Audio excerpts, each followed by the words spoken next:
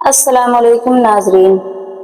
اس کے بجائے اگر آپ انہیں اپنا دوست بنا لیں تو وہ آپ کی مدد کریں گے۔ ہرمن نے کہا، اگر آپ مجھے اجازت دیں تو میں پیار محبت سے انہیں ان کا مذہب تبدیل کیے بغیر صلیب کا گرویدہ بنا لوں گا۔ میں انہیں مسلمانوں کے خلاف لڑا دوں گا۔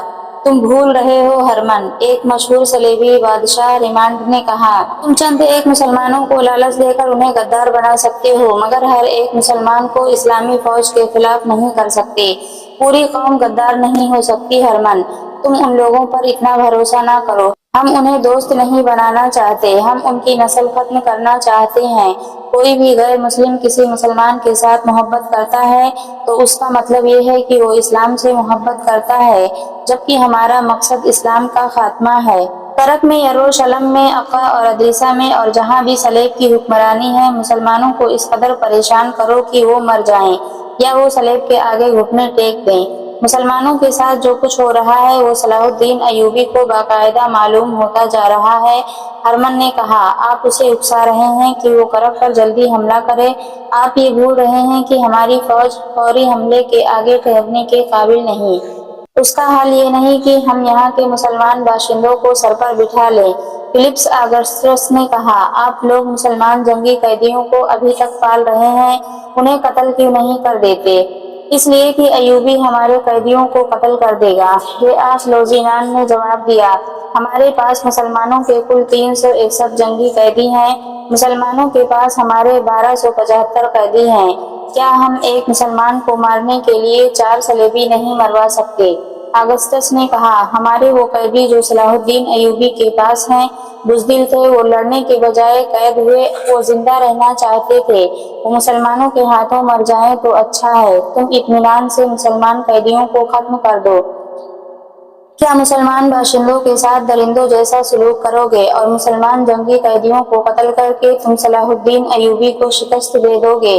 سالار کے عہدے کے ایک صلیبی نے کہا، اس وقت فوج کے سامنے مسئلہ یہ ہے کہ ایوبی اگر پیش قدمی کر آیا تو اسے کس طرح روکیں گے اور اسے شوبک کا قلعہ واپس کس طرح لیا جا سکتا ہے؟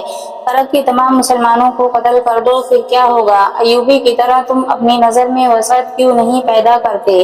کیا ہرمن بتا سکتا ہے کہ مصر میں اس کی زمین دوز کارروائیاں کیا ہیں اور کامیابی کتنی ہے؟ توقع سے زیادہ، ہرمن نے جواب دیا۔ علی بن سفیان صلاح الدین ایوبی کے ساتھ شوبک میں ہے۔ میں نے قاہرہ سے اس کی غیر حاضری سے بہت فائدہ اٹھایا ہے۔ قاہرہ کے نائب ناظم مصلح الدین کو فاطمیوں نے اپنے ساتھ ملا لیا ہے۔ مصلح الدین صلاح الدین ایوبی کا معتمد خاص ہے، لیکن اب ہمارے ہاتھ میں ہے۔ فاطمیوں نے درپردہ اپنا ایک خلیفہ مقرر کر دیا ہے۔ وہ قاہرہ کے اندر سے بغاوت اور سوڈانیوں کے حملے کا انتظار کر رہے ہیں۔ ہمارے فوجی افسر سوڈان میں سوڈانیوں کی فوج تیار کر رہے ہیں۔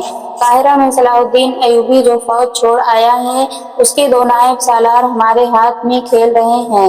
ادھر سے سوڈانی حملہ کریں گے، قاہرہ میں بغاوت ہوگی اور فاطمی اپنی خلافت کا اعلان کر دیں گے۔ تم لوگ بھول رہے ہو کہ صلاح الدین ایوبی اس قدر تیز آدمی ہے کہ ترک پر حملہ ملتوی کر کے قاہرہ پہنچ جائے گا۔ ریمانڈ نے کہا، اسے یہیں رہنے پر مجبور کرنے کے لیے ضروری ہے کہ اسے یہیں الجھا لیا جائے۔ اس کا ایک طریقہ یہ ہے کہ اس کا راستہ روک لیا جائے اور اس کا ایک بھی سپاہی قاہرہ تک نہ پہنچ سکے۔ مجھے 100% امید ہے کہ قاہرہ میں جو اس کی فوج ہے وہ اس کے کام نہیں آ سکے گی۔ ہرمن نے کہا، میرے آدمیوں نے فوج میں اس قسم کے شکوک پیدا کر دیے ہیں کہ انہیں قاہرہ میں پیچھے چھوڑ کر مال غنیمت سے محروم کر دیا گیا ہے، اور یہ بھی کہ شوبک کی سینکڑوں عیسائی لڑکیاں صلاح الدین ایوبی کے ہاتھ آئی ہیں جو اس نے وہاں فوج کے حوالے کر دی ہیں۔ میری کامیابی یہ ہے کہ میں نے مسلمان فوجی حکام کے ہی منہ میں یہ افواہیں ڈال کر اس کی فوج میں پھیلائی ہیں۔ میں نے ایسے حالات پیدا کر دیے ہیں کہ قاہرہ کی تمام فوج سوڈانیوں کا ساتھ دے گی اور صلاح الدین ایوبی کو بغاوت فروغ کرنے کے لیے یہاں سے تمام فوج لے جانی پڑے گی، مگر یہ فوج اس وقت وہاں پہنچے گی جب قاہرہ ایک بار پھر فاطمی خلافت کی گدی بن چکا ہوگا اور وہاں سوڈان کی فوج قابض ہوگی۔ ضروری نہیں کہ ہم یہاں صلاح الدین ایوبی پر حملہ کریں اور اسے روکیں، ہم اسے بھٹکنے کے لیے کھلا چھوڑ دیں گے، ہم اسے مسلمانوں کے ہاتھوں مروائیں گے۔ ہرمن نے زور دے کر کہا، آپ ابھی تک مسلمان کی نفسیات نہیں سمجھ سکے، یہی وجہ ہے کہ آپ میری بعض کارگر باتیں نظر انداز کر دیتے ہیں۔ مسلمان اگر فوجی ہو اور اس کے دماغ میں ٹریننگ کے دوران یہ بٹھا دیا جائے کہ وہ ملک اور قوم کا محافظ ہے تو وہ ملک اور قوم کی خاطر جان قربان کر دیتا ہے۔ دنیا کی بادشاہی اس کے قدموں میں رکھ دو، وہ سپاہی رہنا پسند کرے گا، قوم سے غداری نہیں کرے گا۔ اگر اسی فوج میں جنسی لذت، شراب نوشی اور عہدوں کی خواہش پیدا کر دو تو وہ اپنا مذہب بھی داؤ پر لگا دیتا ہے۔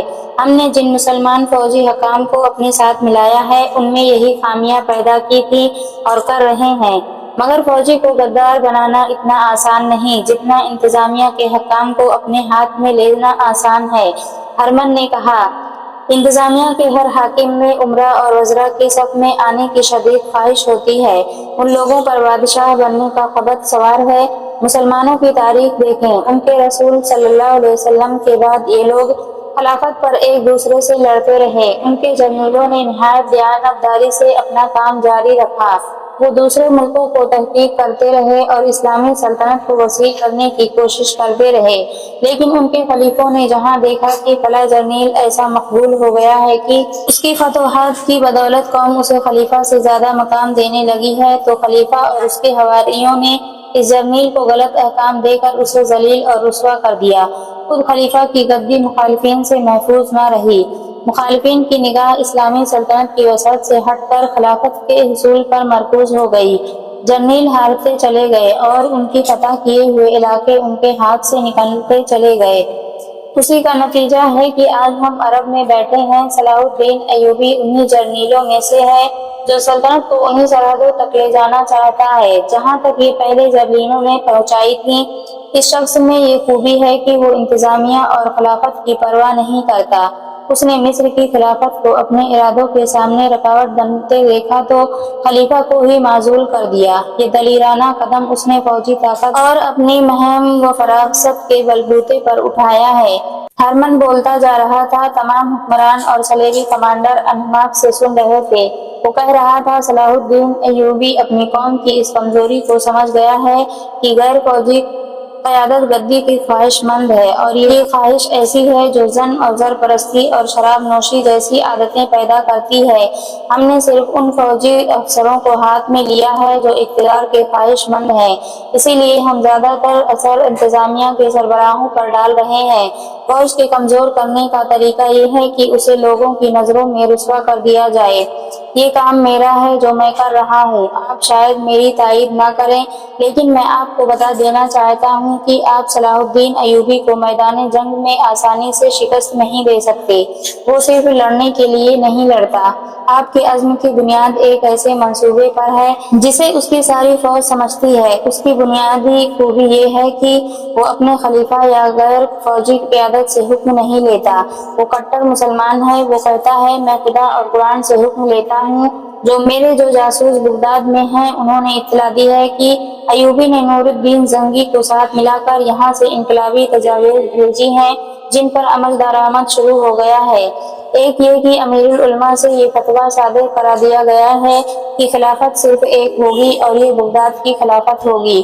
یہ خلافت دوسرے ممالک کے متعلق احکام نافذ کرنے اور سمجھوتوں کی بات چیت کرنے سے پہلے اعلیٰ فوجی قیادت سے منظوری لے گی۔ جنگی امور فوجی حکام کے ہاتھ میں ہوں گے۔ خلیفہ دور دراز علاقوں میں لڑنے والے جرنیلوں کو کوئی حکم نہیں بھیج سکتا۔ تیسرے یہ کہ خلیفہ کا نام خطبے میں نہیں لیا جائے گا، اور خلافت کا اثر و رسوخ ختم کرنے کے لیے ایوبی نے حکم جاری کرا دیا ہے کہ خلیفہ یا اس کے نائب کوئی قلعہ دار وغیرہ جب دورے وغیرہ کے لیے باہر نکلیں گے تو لوگوں کو راستے میں کھڑے ہونے، نعرے لگانے اور سلام کرنے کی اجازت نہیں ہوگی۔ صلاح الدین ایوبی نے سب سے اہم کام یہ کیا ہے کہ سنی شیعہ تفرقہ مٹا دیا ہے۔ ہرمن نے کہا، اس نے شیعوں کو فوج اور انتظامیہ میں پوری نمائندگی دے دی ہے اور نہایت پر اثر طریقوں سے شیعہ علماء کو قائل کر لیا ہے کہ وہ ایسی رسمیں ترک کر دیں جو اسلام کے منافی ہیں۔ صلاح الدین کے یہ انقلابی اقدامات ہمارے لیے نقصان دہ ہیں۔ ہم مسلمانوں کی انہی خامیوں کو استعمال کرنا چاہتے ہیں۔ اب ہماری کوشش یہ ہونی چاہیے جو دراصل جاری ہے کہ مسلمانوں کی انتظامیہ قیادت کو صرف صلاح الدین ایوبی اور اس کی فوج کے خلاف کیا جائے، صرف آج نہیں ہمیشہ کے لیے۔ فلپس آگسٹس جو مسلمانوں کا کٹر دشمن تھا بولا، ہماری عداوت صرف صلاح الدین سے نہیں، ہماری جنگ اسلام کے خلاف ہے۔ ہماری کوشش یہ ہونی چاہیے کہ ایوبی مر جائے تو یہ قوم کوئی دوسرا ایوبی پیدا نہ کر سکے۔ اس قوم کو عقیدوں، غلط اور بے بنیاد عقیدوں کے ہتھیاروں سے مارو، ان میں بادشاہ بننے کا جنون طاری کر دو۔ ناظرین حضرات، اگر میری ویڈیو پسند آئے تو لائک کریں، ویڈیو کو شیئر کریں اور چینل کو سبسکرائب کریں۔ شکریہ۔